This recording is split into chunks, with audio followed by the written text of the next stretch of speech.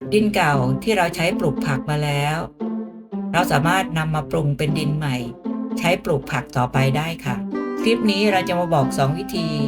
ในการปรุงดินเก่าให้นำกลับมาใช้ปลูกผักรุ่นต่อไปได้ค่ะมาดูวิธีการปรุงดินในคลิปนี้กันค่ะ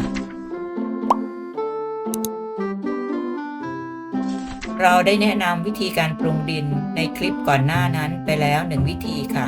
เราจะแนะนำวิธีปรุงดินวิธีที่2และวิธีที่3ที่เราใช้ปลูกผักในบ้านเราค่ะเรามาเริ่มวิธีปรุงดินเก่าวิธีที่2กันค่ะแบบนี้เราจะใช้ปรุงดินเก่าที่ผ่านการปลูกผักมาแล้วประมาณ2ครั้งค่ะโดยจะใช้เวลาประมาณ 7-10 วันถึงจะนำดินกลับมาใช้ปลูกผักต่อได้ค่ะหลังจากที่เราเก็บผักที่ปลูกไปแล้วเราก็จะขุดดินเก่าออกก่อนค่ะ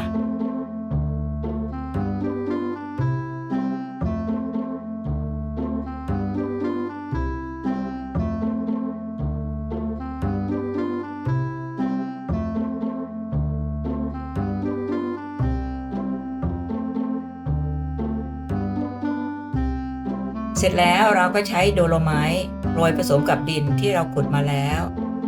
ถ้าไม่มีโดโลไมต์เราก็ใช้ขี้เถ้าแทนก็ได้นะคะ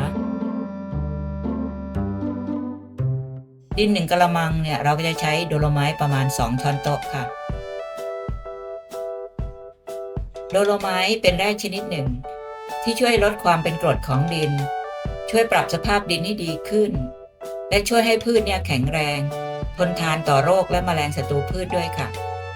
ผสมดินกับโดโลไมต์ให้เข้ากันนะคะ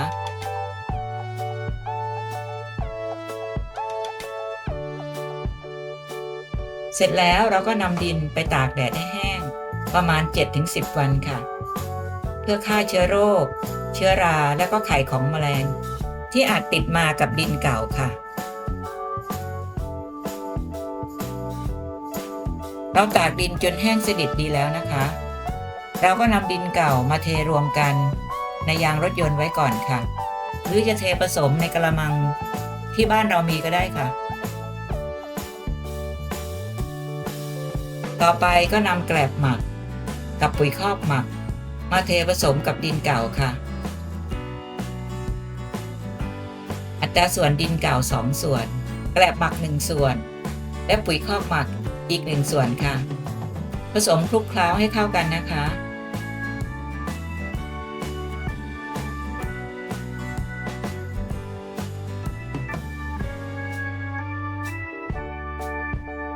หลังจากนั้นเราก็เติมดินใบกัมปูหมักที่เป็นดินใหม่ใส่ลงไปอีก1ส่วนค่ะ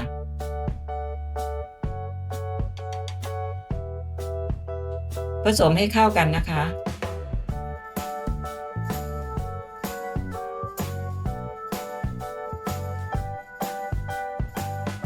เราจะย่อยดินจนละเอียดค่ะเสร็จแล้วก็นำไปปลูกผักได้เลยค่ะเรามาดูวิธีปรุงดินเก่าวิธีที่3กันค่ะวิธีนี้จะใช้กับดินเก่าที่ผ่านการปลูกผักมานานหลายครั้งแล้วค่ะเราจะใช้เวลาหมักดินประมาณ 20-30 วันค่ะขั้นตอนแรกเราจะทำเหมือนวิธีที่2นะคะนำดินเก่าไปผสมกับโดโลไมต์แล้วก็ไปตากแดดจนแห้งสนิทประมาณ 7-10 วันเพื่อฆ่าเชื้อโรคและไข่ของแมลงที่อาจติดมากับดินก่อนค่ะ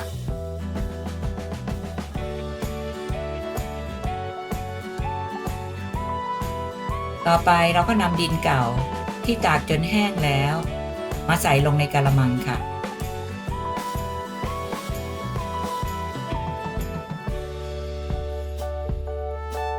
ช่วงที่เราเทดินลงในกะละมังเราสามารถย่อยดินก่อนแล้วก็เก็บรากผักและวัชพืชที่เราไม่ต้องการออกด้วยค่ะ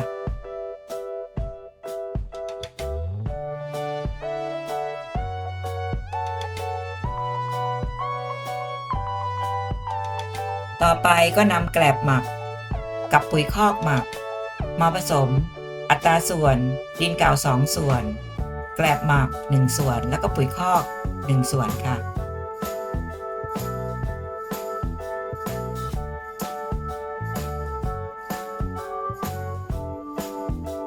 หลังจากที่เราผสมคลุกเคล้าจนเข้ากันดีแล้วเราก็นำจุลินทรีย์สังเคราะห์แสงผสมกับน้ำอัตราส่วน1:1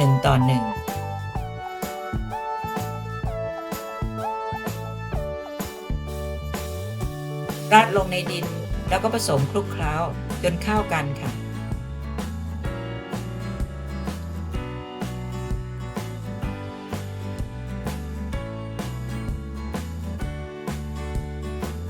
จุลินทรีย์สังเคราะห์แสงเนี่ย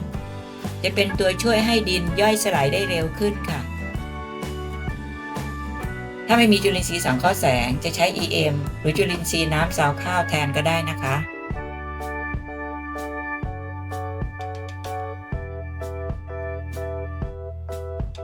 ผสมดินเสร็จแล้วนะคะ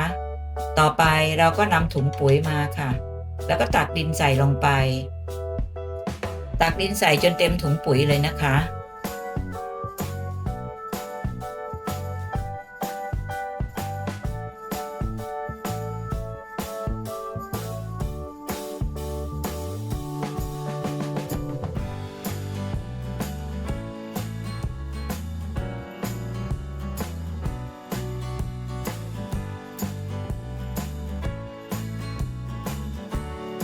มัดปักถุงไว้แล้วก็นำไปวางไว้ในที่ร่มค่ะ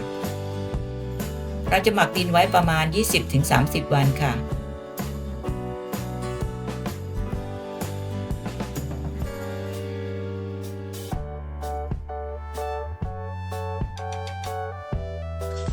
หลังจากเราหมักดินไว้ครบ 30 วันแล้วเราก็นำดินมาใช้ปลูกผักได้เลยค่ะ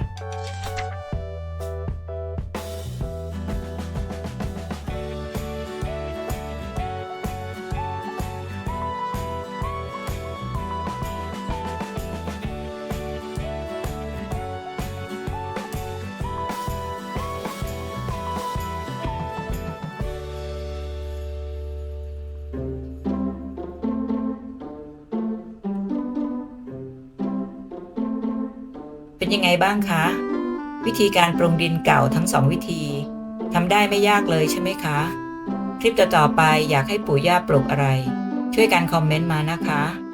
ปลูกผักกินเองสุขภาพดีกันทั้งครอบครัวค่ะขอให้ทุกท่านมีสุขภาพที่แข็งแรงนะคะ